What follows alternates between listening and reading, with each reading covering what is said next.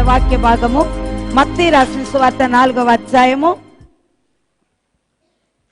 మత్తయి రాసిన సువార్త 4వ అధ్యాయము 17వ వచనము ధ్యానంలోకి వెళదాం. అప్పటి నుండి యేసు పరలోక రాజ్యము సమీపించి ఉన్నది గనుక మారు మనసు పొందుడని చెప్పుచూ ప్రకటింప మొదలు పెట్టాను. ప్రార్థన చేసుకుందాం. అందరం కళ్ళు మూసుకుందాం. షహోబా షోనారి కర కుందర వాసి కర ఇరిందర in సెవెస్తా Vidhan కత్తారు కరసి Nada కడికెరు వాష్యందల Lee కరాసి glory హల్లెలూయా స్తోత్రం. దయగల తండ్రి, నమ్మదగిన వాడా, నా ఆత్మ నీ వశ్యంలో ఉన్నది. నీ ఏడంతల ఆత్మ నా మీద కుమరించి నా నోటి బొరగా ఉండి నాతో మాతో అందరితో మాట్లాడండి. ఈ దిన దీవెనతో నింపండి, ప్రతి హృదయాన్ని నింపండి. దేవాన్ని కృపలో భద్రపరిచి నీ మహిమగా వాడుకుని కృప అనుగ్రహించి నీ గొప్ప కార్యాలు నీ బిడ్డల పక్షంలో జరిగించాలని నజరైన యేసు నామములో అడిగి ప్రార్థిస్తున్నాను తండ్రి, ఆమేన్. దేవుని పరిశుద్ధ నామానికి స్తోత్రం. ప్రభు ఏమంటున్నారో చూద్దాం. అప్పటి నుండి యేసు పరలోక రాజ్యము సమీపించి ఉన్నది గనుక మారు మనసు పొందుడని చెప్పుచూ ప్రకటింప మొదలు పెట్టాను. దేవునికి స్తోత్రం. 2000 సంవత్సరాల క్రితము నుండి మారు మనసు గురించి చెప్పబడతా ఉంది. యోహాను వచ్చాడు, యోహాను కూడా మారు మనసు పొందండి అన్నాడు. యేసు ప్రభు వచ్చి కూడా యేసు ప్రభు కూడా మారు మనసు పొందండి అనే చెప్తున్నాడు. మారు మనసు అంటే ఏంటంటే, మనము రక్షించబడిన తరువాత పాత స్థితి ఇంకా మనలోకి రాకూడదు. అప్పుడు మన స్థితి, మన క్రియలు, మన జీవితము ఒక భయంకరమైన అగాధములాగుంది. ఆ స్థితి నుంచి మనకి విడుదల కావాలని దేవుడు కోరుకుంటున్నాడు. ఆనాడు పాపం చేశాము, రక్షణ పొందామని చెప్తున్నాం, మరలా తిరిగి పాపమే. ఇది మారు మనసు అనబడదు. అందుకనే మానవుని యొక్క పాప స్థితిని గమనించి యోహాను అదే రీతిగా చెప్పుకుంటూ వచ్చాడు, యేసు ప్రభు వారు కూడా చెప్పుకుంటూ వచ్చారు. యోహాను ఇచ్చిన బాప్తిజము తరువాత పరిశుద్ధాత్మ వారికి లేదు. కారణం ఏంటంటే, అప్పటికి యేసయ్య ఇంకా రాలేదు. యేసయ్య వచ్చిన తర్వాత ఏం చేశాడు? యేసయ్య ఉన్నప్పుడు కూడా పరిశుద్ధాత్మ మనతో లేదు, యేసయ్య ఉన్నాడు. యేసయ్య చెప్పి వెళ్ళిపోయిన తరువాత తిరిగి పరిశుద్ధాత్మను మనకి తోడుగా ఇచ్చాడు. అంటే పరిశుద్ధాత్మ లక్షణాలు, పరిశుద్ధాత్మ క్రియలు, పరిశుద్ధాత్మ జీవితం మనకి కావాలని దేవుడు కోరుకుంటున్నాడు. ఇంకా యాజ్ ఇట్ ఈజ్ గా మనం అదే పాపం జరిగించినట్లయితే మారు మనసు అనబడదు. వాడు పాపంలో ఉన్నట్టే. వాళ్లకు అన్యజనులకు ఏమాత్రము కూడా తేడా ఉండదు. నీవు అన్యత్వం నుంచి బయటికి రావాలి అంటే, నీలో తేడా చూడాలి అంటే, ఒకప్పుడు నువ్వు చేసిన పాపాలు ఇప్పుడు మరలా నీలో కనబడకూడదని వాక్యం చెప్తుంది. అది ఈరోజు దేవుడు మనకి హెచ్చరిక చేస్తున్నాడు. దేవునికి స్తోత్రం. ఏమన్నాడు? అప్పటి నుండి యేసు పొందుడని చెప్పుచు పరలోక రాజ్యము సమీపించి ఉన్నది గనుక మారు మనసు పొందుడని చెప్పుచు మారు మనసు పొందుడి అని చెప్పుచు ప్రకటింప మొదలు పెట్టాను. ప్రకటించ మొదలు పెట్టాను. దేవునికి స్తోత్రం.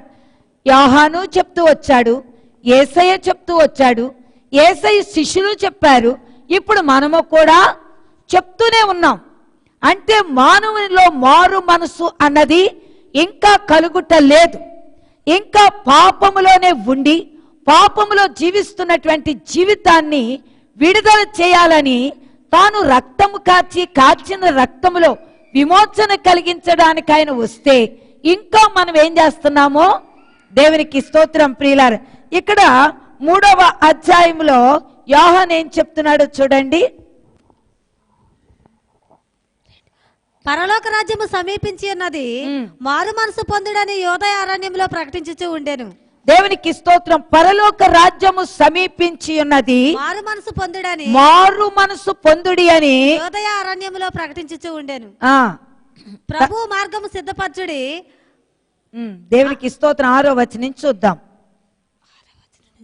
తమ పాపములు ఒప్పుకొనుచు యొర్దాను నదిలో అతని చేత బాప్తిస్మము పొందుచు ఉండిరి. ఇప్పుడు ఆయన మారు మనసు గురించి చెప్పిన తర్వాత వాళ్ళు ఏం చేస్తారు? పాపాలన్నీ ఒప్పుకుని ఏం చేశారు?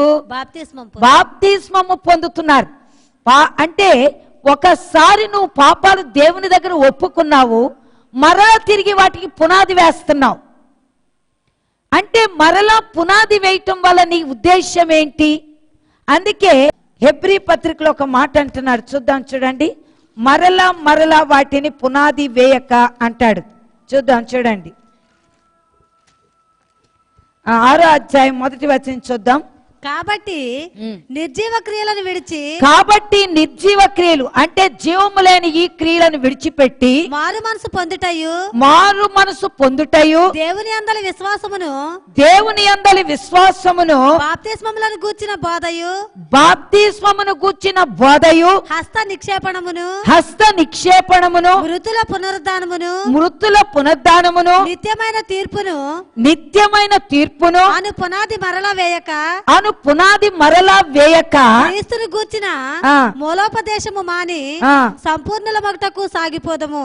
దేవునికి స్తోత్ర. అంటే మళ్ళీ పాపం చేశానని మళ్ళీ బాప్తిజం తీసుకోవడం, మళ్ళా రక్షణ, మళ్ళా ఇది, మళ్ళా అదే అని మరలా మరలా మరలా ఈ మూలోపదేశాలు మరలా మొదలుపెట్టి ఎంత కాలం మరలా ఉన్నది ఇది. అందుకే వాక్యం చెప్తూ వస్తున్నది, రోజు రోజుకి నీలో అభివృద్ధి కలగాలి. కానీ అభివృద్ధి కలగకుండా చాలా మంది నేను 19 సార్లు బాప్తిజం తీసుకున్నా, 20 సార్లు ఎందుకంటే వీడికి ఇంకా మారు మనసు అన్నది లేదు. లేక ఏం చేస్తున్నారు? మరీ మరీ మరీ మరీ అదే పునాది వేసి నడుస్తా ఉన్నారు. దేవునికి స్తోత్రం. అందుకే ఇక్కడ అంటున్నాడు, నిర్జీవ క్రియలను మొట్టమొదట విడిచిపెట్టవి జీవము కలిగినవి కావు. పాప సంబంధమైన ఏ క్రియ అయినా సరే అది నిర్జీవమైనది. ఆ నిర్జీవమైన క్రియలను విడిచిపెట్టి మారు మనసు పొందుటయు అంటే నీవు ఇంత క్రితము నువ్వు భయంకరమైన స్వభావాల్లో ఉన్నావు, కఠినమైన హృదయము, కఠినమైన మాటలు, కఠినమైన జీవితము, కఠినమైన స్థితి నీలో ఉంది. అప్పుడు నువ్వు దేవుని స్తోత్రం భయంకరమైన పాపములు జరిగించొచ్చిన దానివి, వచ్చిన వాడవి. మరలా ఏం చేస్తున్నావు?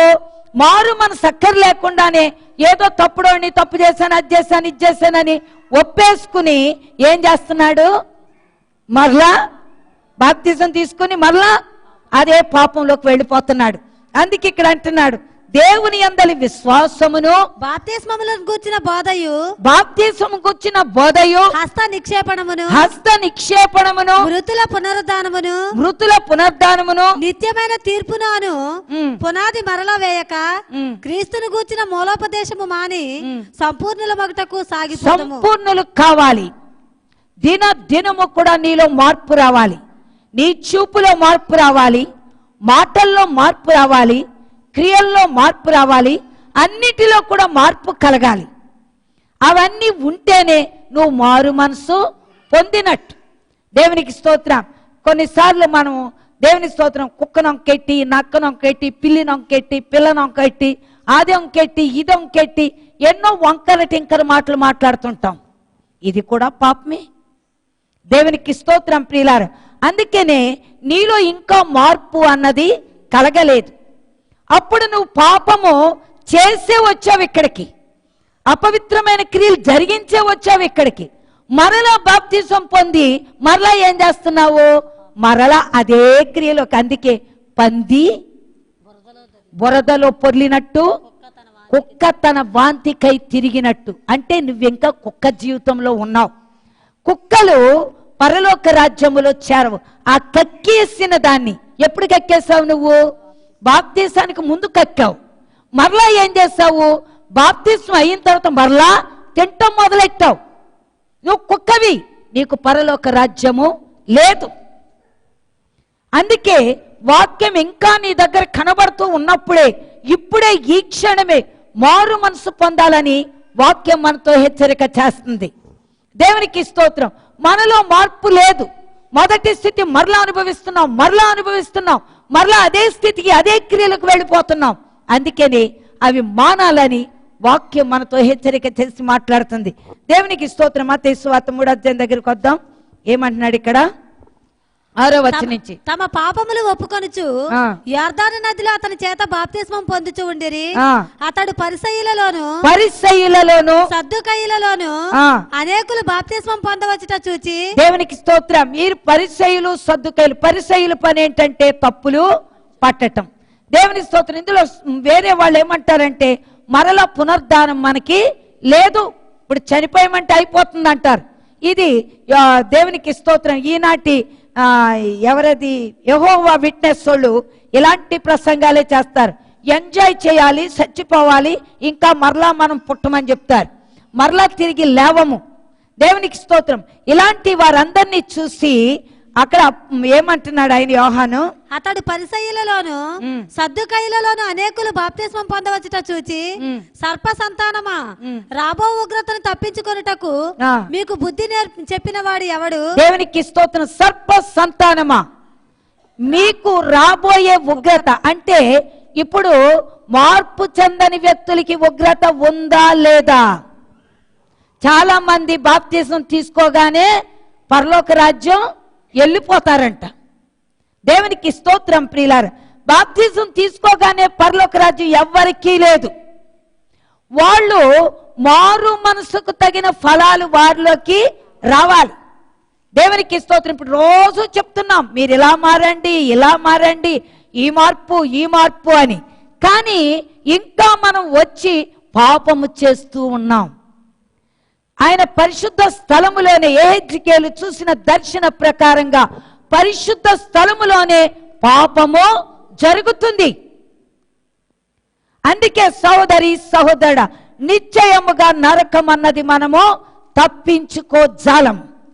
బాప్తిస్మం అన్నది ఒక టికెట్ లాంటిది. ఎలాంటి టికెట్ అది? పరలోక రాజ్యానికి వెళ్ళడానికి టికెట్ కొనుక్కున్నాం మాత్రమే. బాప్తిస్మ ప్రకారంగా టికెట్ కొనుక్కున్నావు, బాగానే. టికెట్ నీ దగ్గర ఉంది. ఈ మధ్య రిజర్వేషన్ ఉంటుంది, ముందే టికెట్ మనము తీసుకుంటామా లేదా? ముందుగానే తీసుకుంటా. అడ్వాన్స్ టికెట్ ఉంది మన దగ్గర. కానీ సమయానికి అక్కడికి వెళ్తేనే బండి ఎక్కుతావు. సమయానికి అక్కడ లేకపోతే బండి ఎక్కడం అన్నది అసంభవము. ఈ టికెట్ అంతే. నీ దగ్గర టికెట్ ఉంది, కానీ బస్సు కానీ, ట్రైన్ కానీ, ఫ్లైట్ కానీ టయానికి నువ్వు అక్కడ ఉంటేనే, లేదా ఎక్కితేనే, ఒకవేళ ఉండొచ్చు టయానికి నువ్వు వెళ్ళి స్టేషన్ దగ్గర కూర్చోవచ్చు, బస్ స్టాండ్ కాడ కూర్చోవచ్చు. నిద్ర మత్తులో ఉంటే బస్సు వెళ్ళిపోద్ది, ట్రైన్ వెళ్ళిపోద్ది, మాకులాగా ఫ్లైట్ కూడా వెళ్ళిపోద్ది. జాగ్రత్త. దేవునికి స్తోత్రం. అలాగ దర్జాగా కూర్చొని నేను బాప్తిజం తీసుకున్నాను, పరలోక రాజ్యానికి వెళ్దా అంటే నీలో క్రియలు లేవు. క్రియలు లేనందువల్ల నువ్వు ఆ యొక్క నీ టికెట్ వల్ల ఏమాత్రం కూడా నీకు యూజ్ ఉండదు. అందుకే వాక్యం మరి మనతో హెచ్చరిక చేస్తుంది. దేవునికి స్తోత్రం. ఏమంటున్నాడు? సర్ప సంతానమా, రాబో ఉగ్రతను తప్పించుకొనుటకు మీకు బుద్ధి చెప్పిన వాడు ఎవడు? మారు మనసుకు తగిన ఫలము ఫలించండి అంటున్నాడు. నీవు మారు మనసుకు తగిన ఫలము ఫలించాలి. దేవునికి స్తోత్రం ప్రియులారా. ఆ ఫలము ఉంటేనే పరలోక రాజ్యం. అంటే అందుకే అన్నాడు, ఒక చెంప మీద కొడితే ఇస్తామా? ఆ గర్వపు మాటలు, అహంకారపు క్రియలు, ఇవన్నీ మొట్టమొదట మానేయాలి. దేవునికి స్తోత్రం. ఇవన్నీ మానితేనే మీకు రక్షణ. ఇవి మానకపోతే మీకు రక్షణ లేదు. నిశ్చయముగా మీకు మారు మనసు అన్నది లేదు.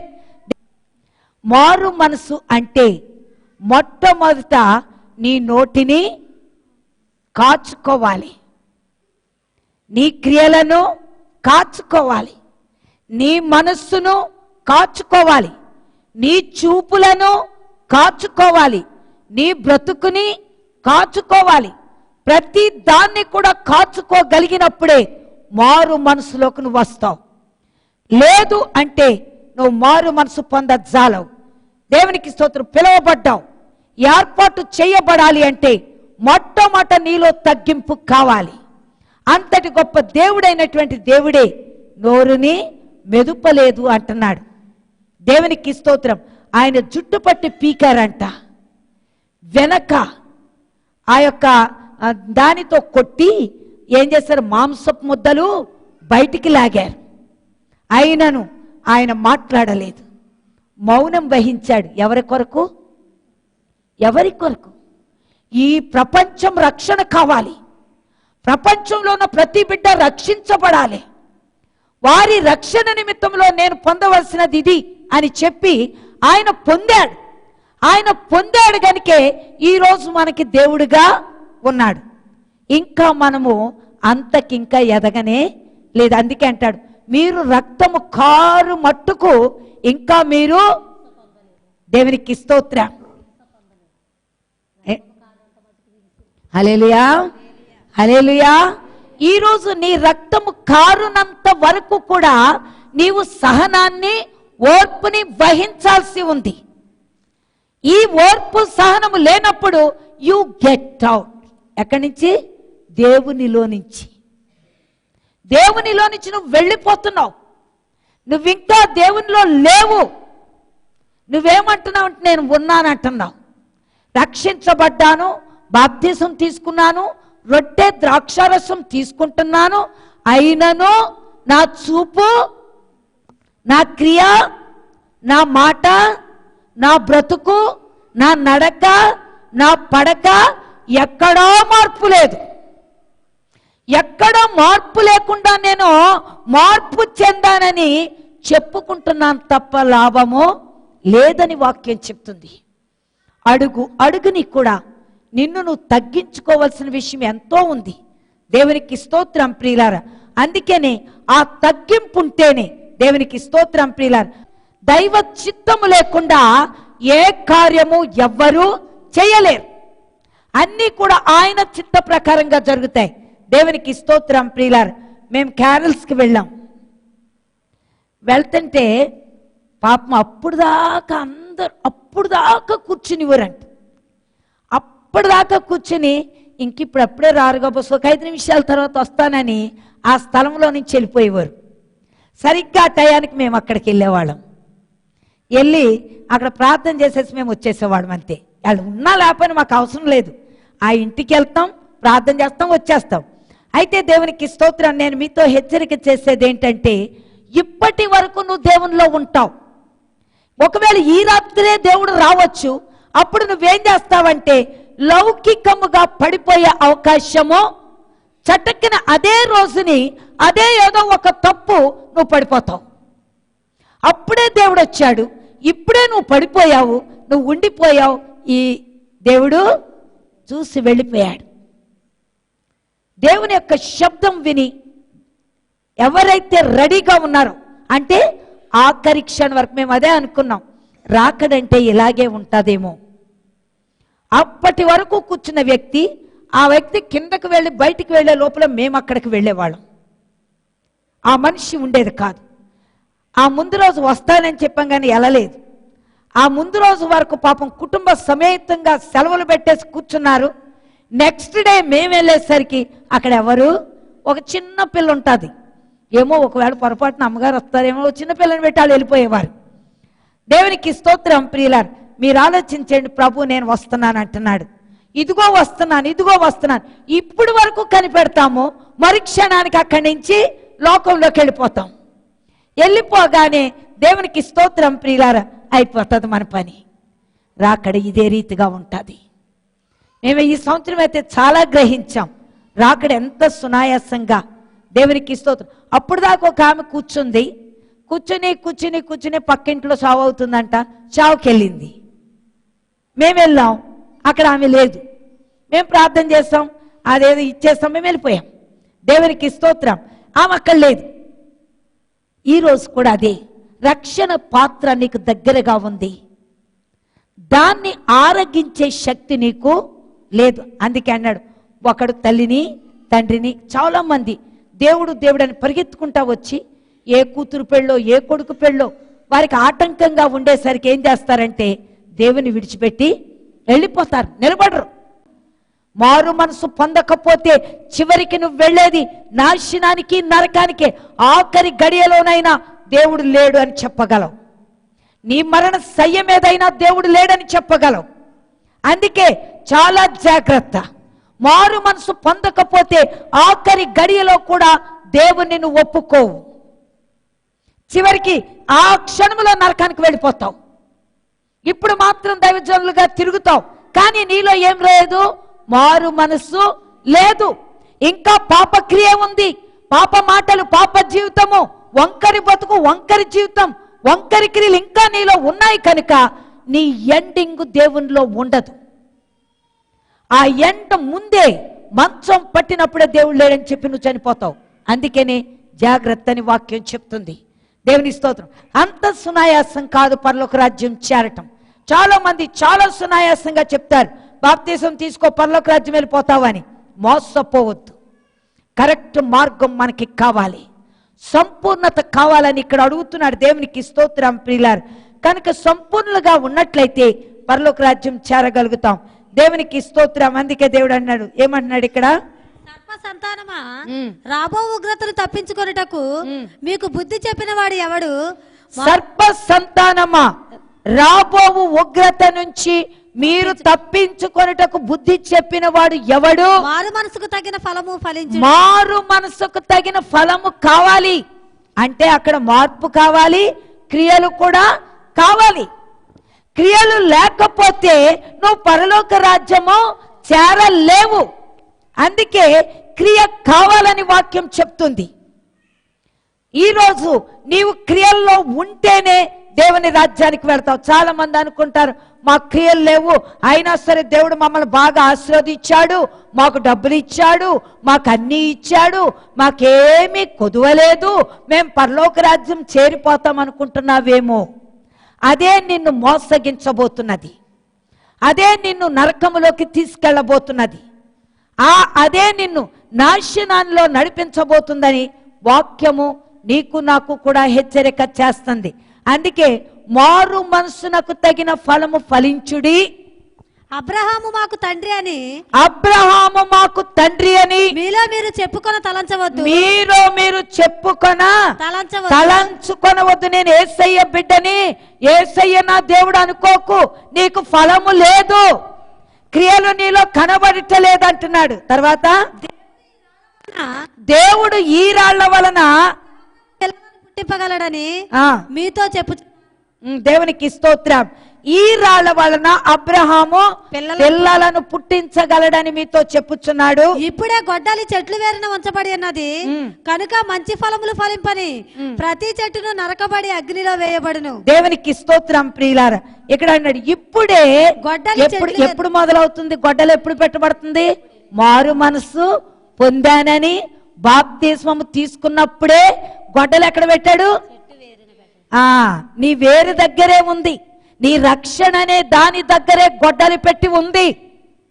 ఈ ఫలము నీలో లేకపోతే, ఈ మార్పు నీలో లేకపోతే, ఈ క్రియలు నీలో లేకపోతే నిశ్చయముగా నీకు ఇది ఏం తప్పదు? నరకము తప్పదు. హల్లెలూయా. నరకము తప్పించుకోలేవు. కారణం ఏంటంటే ఎప్పుడైతే నువ్వు బాప్తిస్మము తీసుకున్నావో అప్పుడే చెట్టు వేరుని గొడ్డలి. అందుకే అన్నాడు మారు మనసుకు తగిన ఫలము ఫలించండి. ఫలాలు కనబడాలి నాకు అంటున్నాడు. మనము రోజు రోజుకి ఎక్కడికి దగ్గరికి వెళ్తున్నాము? లోకానికి దగ్గరికి వెళ్తాం.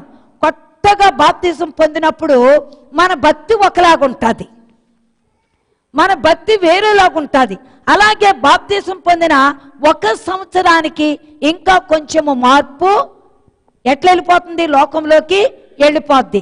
ఇంకా కొన్ని సంవత్సరాలు గతించిపోయాక ఈ మార్పు ఇంకా భయంకరంగా మారిపోద్ది. మారిపోయి మొదట ఉన్న ఉజ్జీవము కానీ, మొదట ఉన్న ఆ రక్షణ, ఆ భక్తి కానీ ఈ చివరికి వచ్చే వరకు ఇక ఉండదు. అప్పుడు మన మాటలు వేరుగా ఉంటాయి, ఇప్పుడు మన మాటలు వేరుగా ఉంటాయి. దేవునికి స్తోత్రం. ప్రకటన 2వ అధ్యాయం 21, 22 వచనాలు చూద్దాం. ప్రకటన 2వ అధ్యాయం. మారు మనసు పొందుటకు నేను దానికి సమయం ఇచ్చితిని గాని అది తన జారత్వం విడిచిపెట్టి మారు మనసు పొందనొల్లదు. చూడండి, మారు మనసు పొందుటకు నేను దానికి సమయం ఇచ్చి తిని, కానీ అది తన జారత్వము విడిచిపెట్టి అది దాని జారత్వమును విడిచిపెట్టి మారు మనసు పొందనల్లదు.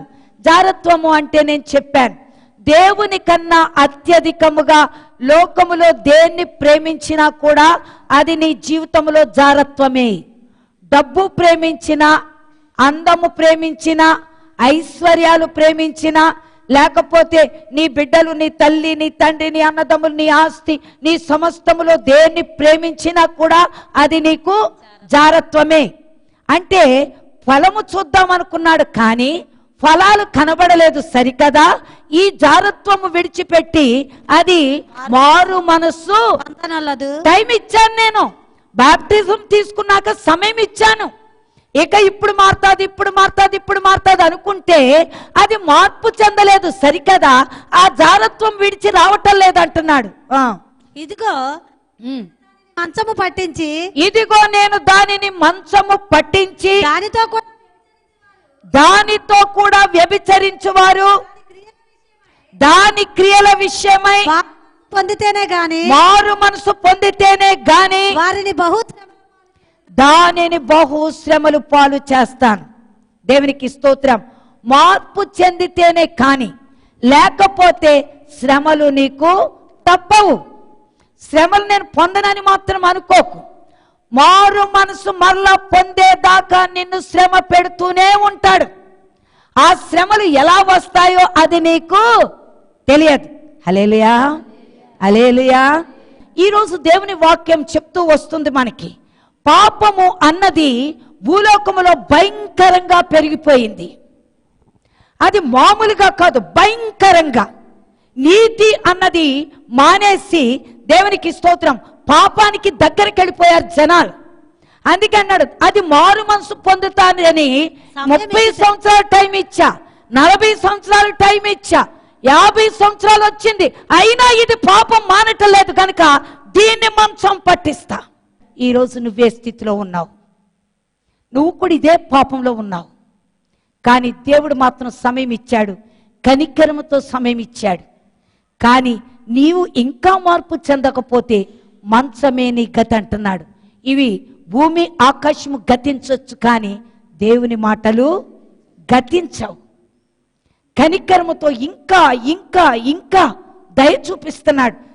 సహోదరి, సహోదరుడా, ఆలోచన చేయండి, మన జీవితం ఎక్కడుంది? ఎక్కడుంది? మనం చక్కగా తిరుగుతున్నాం అనుకుంటున్నామేమో, కానీ మన చక్కదనం ఎంతో ఆఖరికి నీకు తెలుస్తుంది. సమయం కనికరంతో ఇస్తున్నాడు, అయినను ఆ సమయాన్ని నువ్వు వ్యర్థపుచ్చుతున్నావు. ఆయన యొక్క జాలి, ఆయన యొక్క ప్రేమని నువ్వేదో ఆకతాయిగా తీసుకుంటున్నావు. కానీ ఒక సమయం వచ్చినాక 2 చేతులు ఎత్తినా నీ మొర ఆలకించబడదు. అందుకే అంటున్నాడు, దానితో వ్యభిచరించువారు, పాపము జరిగించిన వారందరినీ దాని క్రియల విషయమై గాని మారు మనసు పొందితేనే కానీ వారిని బహుశ్రమలు పాలు చేస్తాను. మంచం ఎక్కించి శ్రమల పాలు చేస్తాను అంటున్నాడు. సహోదరి, సహోదరుడా, ఈరోజు నీవు నేను జాగ్రత్త అని వాక్యం మనతో సెలవిస్తుంది. 9వ అధ్యాయం 20-21 వచనాలు చూద్దాం. 9:20-21. ఈ దెబ్బల చేత చావక మిగిలిన జనులు దయ్యములను చూడను వినను నడువను శక్తి లేనివై బంగారు, వెండి, కంచు, రాయి, కర్రలతో చేయబడిన తమ హస్తకృతములైన విగ్రహములను పూజింపకుండా విడిచిపెట్టినట్లు మారు మనసు పొందలేదు. దేవునికి స్తోత్రం. ప్రియులారా, ఈ దెబ్బల చేత చావ మిగిలిన జనులు దయ్యములను చూడను వినను నడువను శక్తి లేనివై బంగారు, వెండి, కంచు, రాయి, కర్రలతో చేయబడిన తమ హస్తకృతములైన విగ్రహములను పూజింపకుండా విడిచిపెట్టుకున్నట్లు మారు మనసు పొందలేదు. మరియు తాము చేయుచున్న నరహత్యలను, మాయా మంత్రములను, చోరత్వములు చేయకుండానట్లు వారు మారు మనసు పొందిన వారు కారు. హల్లెలూయా. అంటే వీళ్ళ జీవితంలో ఇంకా బయటకి అన్నదిగా రారు. ఈ పాపము జరిగిస్తూ ఇంతగా సువార్త ప్రకటన చేసినప్పటికీ, వీరికి మారు మనసు అన్నది ఉండదని నిశ్చయముగా. ఎందుకంటే జార చోర కృత్యాలు అంటే దొంగోళ్ళలాగే దొంగతనాలు చేస్తానే ఉంటాడు. జారత్వం జరిగించేవాడు జారత్వంలోనే ఉంటాడు. జార చోర నరహత్య మాయా మంత్రాలు జార చోరత్వములను చేయకుండానట్లు వారు మారు మనసు పొందిన వారు కారు. దేవునికి స్తోత్రం. అందుకే భక్తిహీనుని ఇంకా అలాగే ఉండనిమ్ము. క్రొత్త దేవతలు, దేవుడు చెప్పని దేవతలు ఇవన్నీ ఇలాంటివి చేసుకుని ఇలాంటి వాటిని ఏం చేస్తున్నారు? వీళ్ళు పూజిస్తున్నారు. పూజించడం అంటే ఏంటి? దాని కొరకే వాళ్ళు బతుకుతారు, దాని కొరకే వాళ్ళు జీవిస్తారు, దాని కొరకే తమ బ్రతుకుని నాశనానికి తీసుకెళ్తారు. నిజంగా దేవునికి ఉన్నంత ఓర్పు సహనము మానవునికి లేదు. ఆయన చాలా ఓర్చుకునే దేవుడు. కానీ ఫినెహాస్ అయితే దేవుడైనా ఓర్చుకున్నాడంట, గాని ఫినెహాస్ ఓర్చుకోలేకపోయాడు. ఓర్చుకోలేక ఏం చేశాడు? ఇద్దరిని కలిసి పొడిసేశాడు. ఈ పాప ఆ కుతంత్రములో ఉన్నప్పుడు, పాప క్రియలో ఉన్నప్పుడు పొడిశాడు. ఇప్పుడు కూడా పొడిసేటటువంటి దైవజనులు కావాలి. పాపమును పొడిసే దైవజనులు కావాలి. ఇంకా పాపంలో పండుకున్న వారందరికీ సిగ్గు అతిమానం వచ్చేటట్టు వారికి బుద్ధి చెప్పే దైవజనుడు కావాలి. అప్పుడు దేవుడంట నిజంగా కనికరముతో ఆ ప్రజలను కనికరిస్తాడు. సహోదరి, ఈరోజు దేవుని వాక్యాన్ని చీపుగా తీసుకోకు. ఇది దేవుడై ఉన్నాడు. నీ వ్యభిచార క్రియలు మార్చుకోవాలి. ఎంతమంది యవనస్తులను పాడు చేస్తావు? ఎంతమంది వృద్ధుల్ని పాడు చేస్తావు? డబ్బు కొరకు ఎన్ని అపవిత్రమైన క్రియలు చేస్తావు? ఆలోచన చేయి. ఈరోజు బయటికి రమ్మని వాక్యం చెప్తుంది. పాపంలో నుంచి బయటికి రమ్మంటుంది. మా 2వ అధ్యాయం, రోమా 2వ అధ్యాయం 4-5 వచనాలు చూద్దాం. దేవుని అనుగ్రహము మారు మనసు పొందుటకు నిన్ను ప్రేరేపించుచున్నదని ఎరుగక ఆయన అనుగ్రహ ఐశ్వర్యమును సహనమును దీర్ఘశాంతమును తృణీకరించుదువా నీ కాఠిన్యమును మార్పు పొందని నీ హృదయమును అనుసరించి ఉగ్రత దినమందు అనగా దేవుని న్యాయమైన తీర్పు బయలుపరచబడు దినమందు నీకు నీవే ఉగ్రతను సమకూర్చుకొనుచున్నావు. హల్లెలూయా, హల్లెలూయా. ఎవరు చెప్పొచ్చారులే, ఏమో వస్తాడో రాడు. వస్తే రాకపోతే నువ్వేమైపోతావు? నువ్వైతే చస్తావు కదా, అది ఖాయం కదా. దేవునికి స్తోత్రం. అందుకే ఇక్కడ అంటున్నాడు, దేవుని అనుగ్రహము మారు మనసు పొందుటకు నిన్ను ప్రేరేపించుచున్నదని ఎరుగక. ఇప్పుడు చూడండి, వాక్యం ఏం చెప్తుంది? మారు మనసు పొంది రండి అని చెప్తుంది. ఎందుకు? ఆయన ఇంకా ప్రేమమయుడై ఉన్నాడు. ఇంకా ప్రేమమయుడై ఉన్నాడు గనుక ఈ ప్రేమ నీకు ఇంకా బోధిస్తున్నాడు. ఇంకా బోధించి ఇప్పటికైనా మారు మనసు చెంది రా, ఇప్పటికైనా నీ క్రియలు మార్చుకో, నా తట్టు తిరుగు అని చెప్పి ఆయన అనుగ్రహముతోటి, అనుగ్రహం అంటే దయతోటి నిన్ను ప్రేరేపించడానికి మారు మనసు గురించి ఇంకా చెప్తున్నాడు. చెప్పుతుండగా ప్రేరేపించుతున్నదని ఎరుగక ఆయన అనుగ్రహ ఐశ్వర్యము, ఆయన కృప, ఆయన యొక్క ఐశ్వర్యమును, ఆయన యొక్క సహనమును, దీర్ఘశాంతమును తృణీకరించుదువా. ఏం చేస్తున్నావు? తృణీకరిస్తున్నావు. ఏముందిలే, ఎన్ని పెద్ద పట్టించుకుంటే ఇంకా ఇలాగే ఉంటాం, బతుకుతామా చెడతామా అని. దేవుడు ఇంకా మనుషుల మీద ఇంకా ఉగ్రత పెట్టడానికి ఈరోజు 1 కేజీ బియ్యము 50 రూపాయలకు కొంటున్నావు నువ్వు. ఇంకా కొద్ది కాలానికి ఈ బియ్యము నీకు దొరికే ప్రసక్తిలో లేవు. దేవునికి స్తోత్రం. ప్రియులారా, ఉన్నోడు తింటున్నాడు, లేనోడు భిక్షమెత్తే స్థితికి వచ్చాడు. ఇవన్నీ కూడా దేవుని యొక్క ఉగ్రతకు మూల కారణాలు. ఇలాగన్నా చేస్తే నా తట్టు మనం చూసాం కదా, ఎందులో చూసాము? దేవునికి స్తోత్రం ప్రియులారా. నేను ఇలా చేశాను అయినను నా తట్టు తిరిగిన వారు కాదు అంటున్నాడు. ఏం చేశాడు? ఎందుకు తిరగమని చూస్తున్నాడు? చూడండి ఏమేం పరిస్థితులు ఇస్తున్నాడో మనకు చూద్దాం. ఆమోసు 4:9 నుంచి చూడండి. సస్యములను ఎండు తెగులు చేతను కాటిక చేతను నేను పాడు చేసి తిని. దేవునికి స్తోత్రం. మీ సస్యాలు నువ్వు పండించుకుంటున్నావే పంట ఏం చేస్తున్నాడంట? ఎండు తెగులు చేతను కాటిక చేతను నేను పాడు చేసి తిని. గొంగళి పురుగు వచ్చి మీ విస్తారమైన వనములను, ద్రాక్ష తోటలను, అంజూరపు చెట్లను, ఒలీవ చెట్లను తిరివేశాను, అయినను మీరు నా తట్టు తిరిగిన వారు కారు. ఇదే యెహోవా వాక్కు.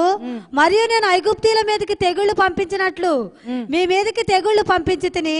మీ దండుపేటలో పుట్టిన దుర్గంధము మీ నాసికారంధ్రములకు ఎక్కునంతగా మీ యవ్వనులను ఖడ్గము చేత హతము చేయించి మీ గుర్రములను కొల్లపెట్టించి తిని.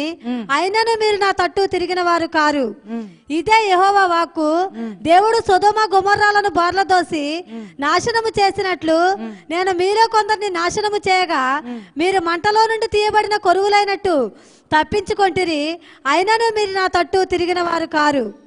ఇదే యెహోవా వాక్కు. దేవునికి స్తోత్రం ప్రియులారా. దేవుడు ఎన్నో రకాలుగా మనిషిని ఆయన తట్టు తిప్పాలని ప్రయత్నం చేస్తుంటే ఆయన తట్టు తిరగటం లేదు. ఈరోజు మరి ఏ గతి సంభవించబోతుందో భూలోకంలో మనకైతే తెలియదు, కానీ నిశ్చయముగా మార్పు చెందకపోతే నరకం అన్నది. ఎందుకంటే దేవుడికి నరకంలో వెళ్ళటం దేవునికి ఇష్టము లేదు. నరకం అనేది చాలా భయంకరమైంది. ఆ అగ్ని చేత కాల్చివేయబడకుండా కనికరముతో రక్షించి ఆయన తట్టు తిప్పి మారు మనసు పొందింప చేయాలని ప్రయత్నం చేస్తే తాగినోడు తాగినట్టే ఉన్నాడు, సినిమా చూసినోడు సినిమా చూసినట్టు ఉంటున్నాడు, ఎంజాయ్ చేసేవాడు ఎంజాయ్ చేస్తున్నాడు, పాపం జరిగించాడు పాపం జరిగిస్తున్నాడు. ఆడి ఇష్టంగా బ్రతుకుతున్నాడు. కానీ మారు మనసు అన్నది మనుషుల్లో ఇప్పుడు లేదని వాక్యం చెప్తుంది. చివరికి ఆ ఉగ్రత దినములో మిమ్మల్ని తప్పించి ఎవ్వరు కూడా రక్షించే వాళ్ళక ఉండరని దేవుడు మాట్లాడుతున్నాడు. దేవునికి స్తోత్రం ప్రియుల. వద్దాం రోమా 2:4-5 దేవుని అనుగ్రహము మారు మనసు పొందుటకు నిన్ను ప్రేరేపించుచున్నదని ఎరుగక ఆయన చెప్తుంటే ఏమంటారంటే, ఎప్పుడు చూసినా అవే చెప్తారండి, ఇంకేం పని ఉంటుంది, అదే వాక్యం అదే కథ, ఏం వింటాంలే అంటే. ఇంకా అక్కడ చెప్పుతున్నాడంటే ఎందుకు చెప్తున్నాడు? ఆయన అనుగ్రహము నీ మీద ఉంది గనుక ఓ పిచ్చికొండ పిచ్చిదాన మార్పు చెందు, క్రియల తట్టు తిరుగు, దేవుని తట్టు చూడు అని మాటి మాటికి చెప్తుంటే మనమేం చేస్తున్నాము? సహనమును దీర్ఘశాంతమును, ఆయన సహనాన్ని దీర్ఘశాంతాన్ని తృణీకరించుదువా, నీ కాఠిన్యమును మార్పు పొందని నీ హృదయమును అనుసరించి ఉగ్రత దినమందు అనగా దేవుని న్యాయమైన తీర్పు బయలుపరచు దినమందు నీకు నీవే ఉగ్రతను సమకూర్చుకొని. అంటే ఆ ఉగ్రత నీకు నువ్వే, దేవుడు చూపించటం లేదు. ఆ ఉగ్రత నువ్వు చేసిన పాపానికి నీకు నువ్వే ఆ ప్రతిఫలం నువ్వు పొందుతున్నావు, ఎవరో కాదు. అందుకే నీ తీర్పు నువ్వే తీర్చుకుంటా. మార్గములోనే నడిపించుచుండగా నీకు నీవే కదా ఈ శ్రమ తెచ్చుకున్నావు. దేవునికి స్తోత్రం. ఇంతన్నా మన కఠినమైన హృదయం ఉందే, అది మాత్రము అది జరిగిస్తానే ఉంటుంది. జరిగించినా పర్వాలేదు, నీవు ఆ రోజుకు వచ్చినప్పుడు ఎవడు కూడా నిన్ను తప్పించలేడు. దేవునికి స్తోత్రం ప్రియులు. చూడండి 1:18 చూద్దాం. 1:18 దుర్నీతి చేత సత్యమును అడ్డగించు మనుషుల యొక్క సమస్త భక్తిహీనత మీదను దుర్నీతి మీదను దేవుని కోపము పరలోకము నుండి బయలుపడబోతున్నది. హల్లెలూయా హల్లెలూయా. దేవునికి స్తోత్రం. దుర్నీతి చేత సత్యమును అడ్డగిస్తున్నాం. మనలో ఉన్న చెడు దేవుని సత్యాన్ని అడ్డగిస్తుంది. దేవునికి స్తోత్రం.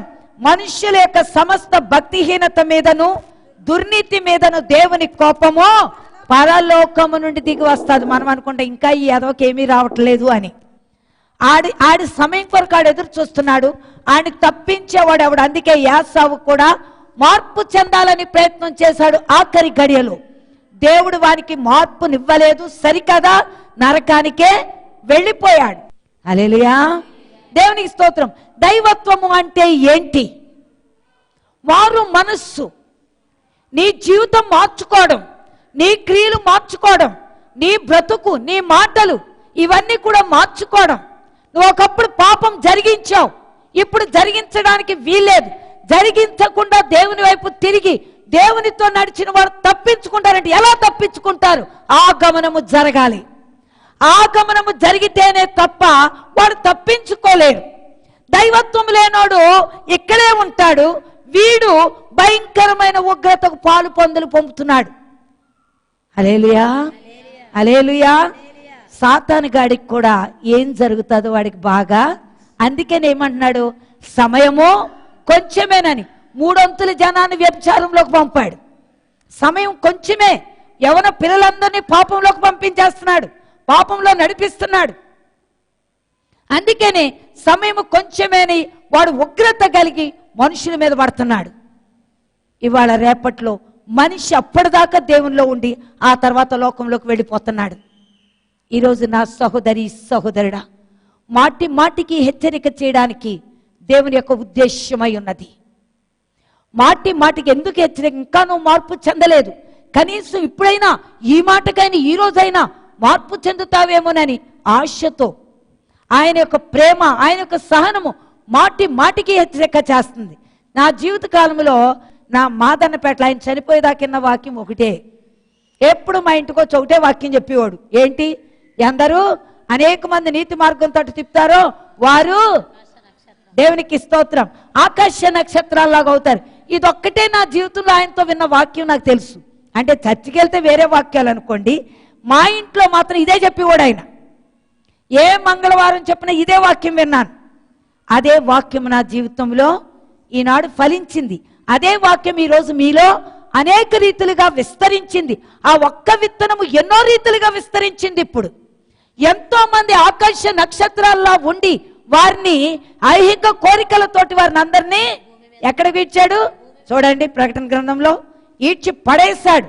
ఎంతో మంది ఏర్పాటు చేయబడిన వారు ఈ భయంకరమైన వాక్యం దగ్గరికి రాక పనికి మాలిన విషయాలకి పరుగుపెట్టి ఆఖరికి వాళ్ళు నాశనం అవుతున్నారు. చూడండి, దాని తోక ఆకాశ నక్షత్రములలో మూడో, దాని తోక ఆకాశ నక్షత్రం అంటే ఆల్రెడీ మరి తలకాయ ఏమైనట్టు?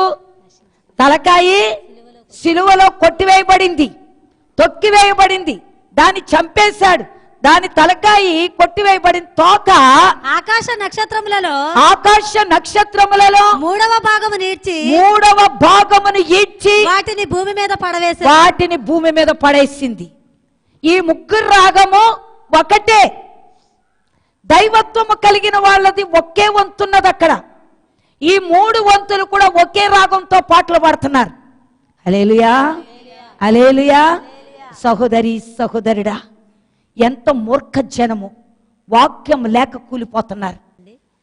ప్రవక్తయే గాని కలలు కనువాడే గాని నీ మధ్య లేచి నీ ఎదుట సూచక్రియను మహత్కార్యమునైనను చేసి నీవు ఎరుగని ఇతర దేవతలను అనుసరించి పూజింతము రమ్మని చెప్పిన ఎడల అతడు నీతో చెప్పిన సూచక క్రియ గాని మహత్కార్యము గాని సంభవించినను ఆ ప్రవక్త మాటలను, కలలను, కనువాని మాటలను వినకూడదు.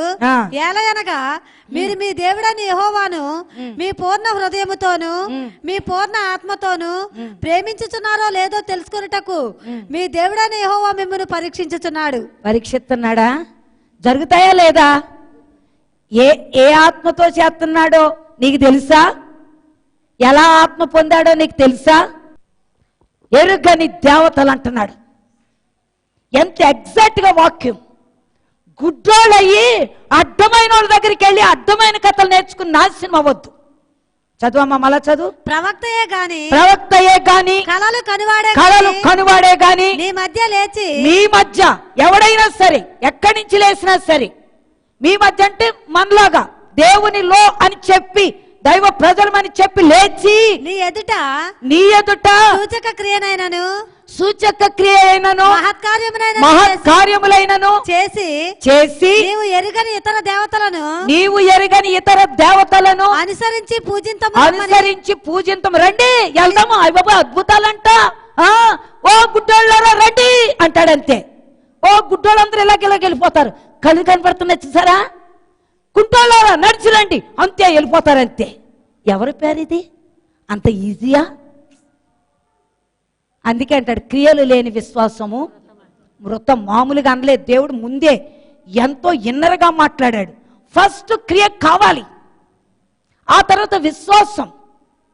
ఈ రెండు కలిస్తేనే కరెక్ట్ వాక్యం. అందుకే అయ్యా మాకు సూచక్రియలు చూపించయ్యా అని ఎవరిని అడిగారు? సూచక్రియలు చూపించమని ఏసయ్యమన్నాడు. మీ మోకాలకి ఇంకా సూచక్రియలు అన్నాడు. దేవునికి స్తోత్రం. ఆ మనుష్య కుమారుడు 3 రోజులు ఆ తింగిమంలో కడుపులో ఉన్నట్టుగా అందులో భూగర్భంలో ఉన్నది అదే గొప్ప సూచక్రియ, మీకు ఇంకా సూచక్రియలు లేవన్నాడు. సూచక్రియ అన్నది ఏంటది? దేవునికి స్తోత్రం. అవి ఆయన వశంలో ఉంది. ఆయన నామము పేరట జరగాలి, ఏది జరిగినాను.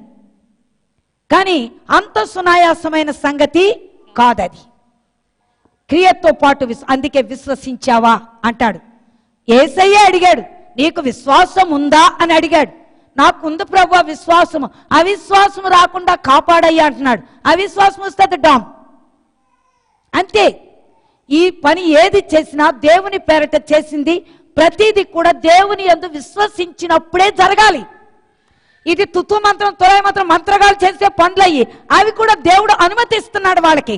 చదవండి అది. నీవు ఎరుగని ఇతర దేవతలను అనుసరించి పూజింతము రమ్మని చెప్పిన యెడల అతడు నీతో చెప్పిన, ఎవరైనా పిలిచి అక్కడ అద్భుతాలంట, ఇక్కడ మహిమ కార్యాలంట, ఇక్కడ ఆశ్చర్య కార్యాలంట, ఇక్కడ ఇలాగైపోతుంది అలాగైపోతుంది ఎవడన్నా పిలిస్తే మీరు వెళ్ళొద్దు. ముందు ఆడు మోసపోతున్నాడు, తర్వాత మిమ్మల్ని మోసగిస్తున్నాడు. అతడు నీతో చెప్పిన సూచక క్రియ గాని, అతడు మీతో చెప్పిన సూచక్రియ గాని మహత్కార్యము గాని సంభవించినను ఆ ప్రవక్త మాటలను కలలు కనువాని మాటలను వినకూడదు. దేవునికి స్తోత్రం. దేని వినాలి నువ్వు ఇప్పుడు? అది ఎవరు జరిగిస్తున్నారు? అది ఎవరు జరిగిస్తున్నారు? చదువు కిందేముందో. ఎలయనగా మీరు మీ దేవుడైన యెహోవాను మీ పూర్ణ హృదయముతోను పూర్ణ హృదయముతోను పూర్ణ ఆత్మతోను ప్రేమించుచున్నారో లేదో తెలుసుకొనుటకు మీ దేవుడైన యెహోవా మిమ్మల్ని పరీక్షించుచున్నాడు. దేవునికి స్తోత్రం. నిజంగా నువ్వు దేవుని ప్రేమిస్తున్నావో లేదోనని, లేకపోతే వాటి వెనకాల వెళ్ళిపోతావో లేదో పరీక్షించడానికి ఇలాంటి వాళ్ళు లేపుతాడు. నిజంగా నువ్వు దేవుని నమ్ముతున్నావా? దేవుని వాక్యాన్ని నమ్ముతున్నావా? దేవుని నమ్మడం అంటే ఏంటి? వాక్యమే దేవుడే అయ్యండి, దేవుడే వాక్యమే. ఎంతకీ నువ్వు విన్ని చూసిన నరకమే. నువ్వు వెళ్ళేది మారు మనసు లేని జీవితం, వాక్యం లేని బ్రతుకు, చివరికి నరకంలోకి వెళ్తావు. అందుకే దేవుడు పర్టికులర్గా అన్ని విషయాలు ఇక్కడ రాశాడు. మారు మనసు. నువ్వు పాపివి, అపవిత్రంగా ఉన్నావు, అపవిత్ర జీవితంతో జీవిస్తున్నావు.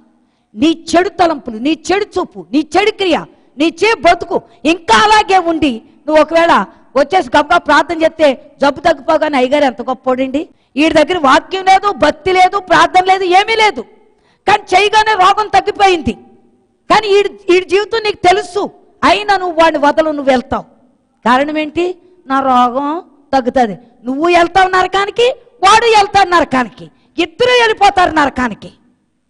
అందుకే ఇలాంటి పిచ్చి అన్ని మానేసి వాక్యాన్ని పట్టుకోండి.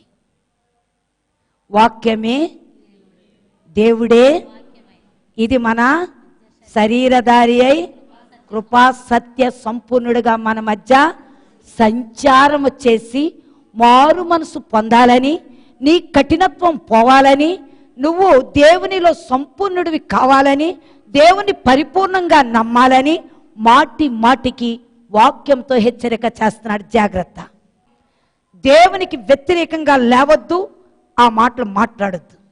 ఎందుకంటే దేవుని ఉగ్రత వచ్చిన రోజుని ఎవ్వరూ తప్పించుకోలేం. తప్పనిసరిగా శ్రమ పడే వెళ్తాం, తప్పదది. అందుకే ఈరోజు దేవుని వైపు చూద్దాం. అందరూ మోకాళ్ళు ఉందాం, ప్రతి ఒక్కరు మోకరిద్దాం. దేవుని పరిశుద్ధ నామానికి స్తోత్రం.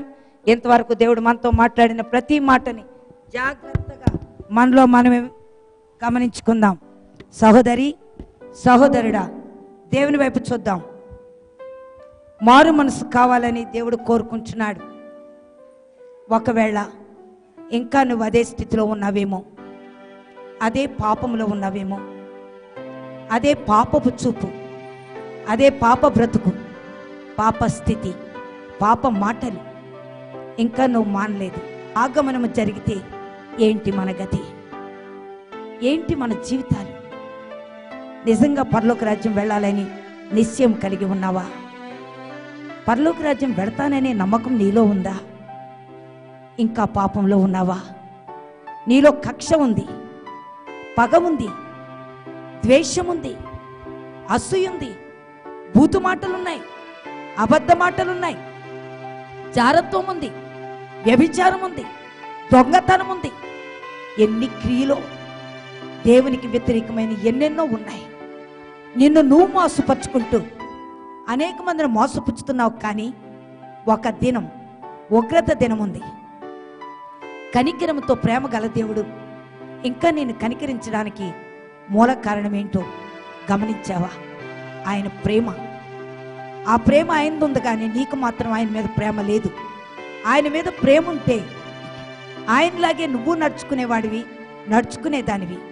ఆయన కొరకు అనేక ఆత్మలు రక్షించుకుని ఆయన సన్నిధికి తీసుకొచ్చేదానివి, తీసుకొచ్చేవాడివి.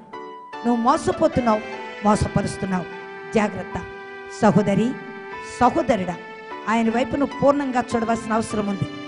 నువ్వు పూర్ణంగా అనుసరిస్తున్నావో లేదోనని అలాంటి అబద్ధ బోధకులతోటి, అబద్ధ ప్రవక్తలతోటి, అబద్ధ కలలు కనే వారితోటి, అంటే దర్శనాలు చూసేవాళ్ళు, అబద్ధ దర్శనాలు అవి. ఆ దర్శనాలు చూసేవారు, ఆ యొక్క ప్రవక్తలు, వీళ్ళందరూ చెప్తున్న మాటలు నువ్వు విని ఆ దర్శనాలు నిజమనుకుని నువ్వు మోసపోతున్నావు. అవి తప్పుడు దర్శనాలని, తప్పుడు ప్రవక్తలని జ్ఞాపకం చేసుకోవాలని వాక్యం సెలవిస్తుంది. ఒకవేళ అది జరగాలి అంటే వారి ద్వారా నీవు మోసపోవలసిన అవసరం ఉంది. ఎందుకంటే ఆయన జరిగిస్తాడు. నువ్వు మోసగతివని, మోసపోతున్నావని ఆయన జరిగిస్తున్నాడు. ఎందుకు? నువ్వు వాక్యాన్ని నమ్మటం లేదు. నువ్వు మనుషుల వైపు చూస్తున్నావు, ప్రవక్తల వైపు, దర్శనాలు చూసేవారి వైపు చూస్తున్నావు. వాళ్ళు నాకేమవుతుందో చెప్తారు అనుకుంటున్నావు. వాళ్ళు నాకేమన్నా దానికన్నా జ్యోతిష్కం దగ్గరికి వెళ్తే ఇంకా బాగా చెప్తాడు, ఎస్ట్రాలజిస్ట్ దగ్గరికి వెళ్తే ఇంకా బాగా చెప్తాడు. వాడు చెప్పింది నెరవేరుతుంది, కానీ లాభం లేదు. నువ్వే లేదు నరకానికి. కారణం నీ మనసు అటుంది, దేవుని వైపు లేదు. దేవుని యందు నువ్వు విశ్వసించలేదు. దేవుని విశ్వాసం ప్రకారంగా నువ్వు నడవట్లేదు. దానికి మూల కారణంగా నీకు మరణం తప్పదు. అందుకే మాటి మాటికి నువ్వు నరకానికి వెళ్ళిపోతావేమోనని ఆయన ప్రేమతో నిన్ను మాటి మాటికి హెచ్చరిక చేస్తున్నాడు. అయినా నువ్వు దాన్ని గ్రహించటం లేదు కనుక ఈ మధ్యాహ్న కాలం అలా గ్రహించాలని దేవుని యొక్క ఉద్దేశమై ఉన్నది.